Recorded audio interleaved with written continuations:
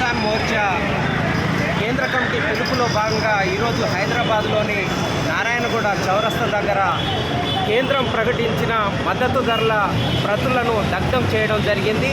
కేంద్ర ప్రభుత్వము రైతాంగాన్ని ద్రోహం చేసే విధంగా కనీస మద్దతు ధరలను ప్రకటించింది. మనం చూసినట్లయితే ఇక్కడ వరికి సంబంధించి కనీస మద్దతు ధర 2441 రూపాయలు ప్రకటించారు. క్వింటాలకు 802 రూపాయలు నష్టపోతున్న పరిస్థితి ఉంది. అదే రకంగా పత్తికి సంబంధించి 8267 రూపాయలు కనీస మద్దతు ధర ప్రకటించారు.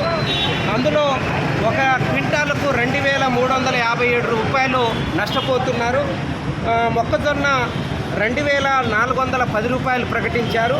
ఇందులో 585 రూపాయలు క్వింటాలకు నష్టపోతూ ఉన్నారు. వేరుశెనగ 7517 రూపాయలు ప్రకటించారు. 1820 రూపాయలు క్వింటాలకు నష్టపోతూ ఉన్నారు. కందులు 8450 రూపాయలు ప్రకటించారు. క్వింటాలకు 2500 రూపాయలు నష్టపోతూ ఉన్నారు.